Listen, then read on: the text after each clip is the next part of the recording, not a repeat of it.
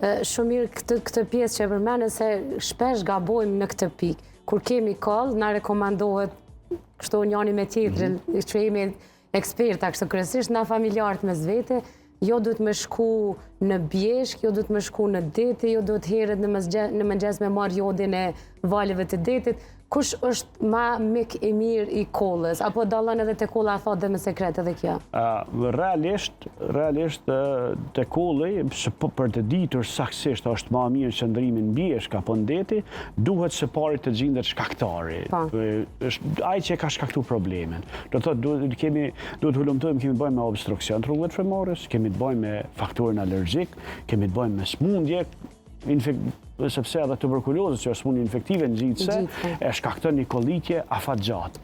Nëse kemi smundje infektive, siç është tuberkulozë, sigurisht që rekomandohet ekspozimi në lartësi ku ka prani të oksigjenit më pak. Ajri është më i pastër, por oksigjeni më pak. Të rastet kur kemi të bëjmë me bronhit kronik, gjithmonë rekomandimi jonë është që të ekspozohen sa më shumë në nivelet bregdetare, ku ka prani më të madhe të oksigjenit, sepse jo vetëm oksigjeni i pastër, ajri i pastër, por edhe niveli i oksigjenit ndikon shumë, se pastaj vetë bronhiti, ngushtimi i rrugëve të frymarrës, se shoqërohet me kollitje, me sekresione, me kelbaz, shkakton një kaskadë ndryshimesh në organizëm që nxit në mbi prodhimin e rruzave të kuqe të gjakut për mbulesjen e nevojave të organizmit me oksigjenim, sepse kur kemi më tepër rruza të gjakut, patjetër që do të kemi një ngopje më të mirë të organizmit me oksigjenim, se ato janë barësit e oksigjenit. E nëse ne vetëm kemi problem me bronhitin kronik dhe ekspozohem lartësi të mëdha mbidetare siç është bjeshka, ku oksigjeni është më i rrallë,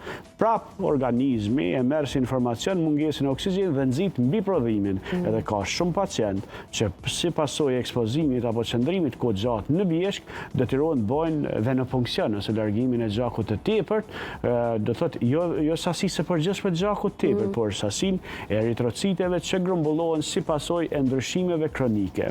Dhe ata pacient duhet fillojnë tretmanin me bronkodilatator, me zgjanues rrugëve të frymarrjes, ekspektorancë ose ilaqet që përdoren për largimin e sekrecioneve nga rrugët e frymarrjes, në mënyrë që të kenë një stabilizim gjendjes, edhe ngupje me frym, edhe kthimin e energjisë, mos jenë të lodhën të molisën tan kohës, largimin e dhimbjeve, sepse në momentin kur kemi kollitje për një kohë gjatë, ai shkakton një ngaspim të muskujve ndërbrinjor ose interkostal, që shkakton një dhimbje, një ndjenjë të mosrehatisë dhe një dhimbje të muskujve, që shoqërohet, do të thotë, edhe te diafragmës, por edhe vetë te kafazet e krahërorit.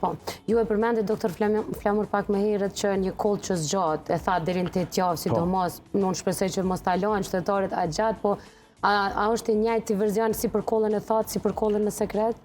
Patjetër se nuk mund të jetë intensiteti i lartë të dikush ta doron për 8 javë, po është një kollë ngacmuese pas kohe.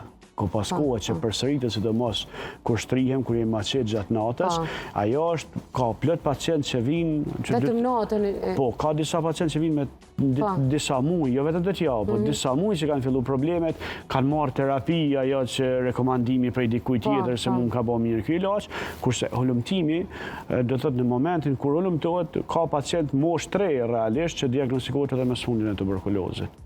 Por që është mjeku në mënyrë ambulantore, për disa kohë ka marrë dhe antibiotik pa nevojë dhe pa ndonjë arsye, mirë po gjithmonë është menduar infeksion i thjeshtë që mund të trajtohet, largohet. Për disa kohë dhe mund të mshefen simptomat e kollit, pa herë rikthehet prapë. E për këtë arsye, pa marrë parasysh intensitetin e kollës, pa marrë parasysh nëse është kollë e thatë apo me sekrecion, kur zgjat mbi 3 javë hin në fazën që duhet të hulumtohet dhe të gjendet shkaktari, patjetër dhe të mjekohet ai problem.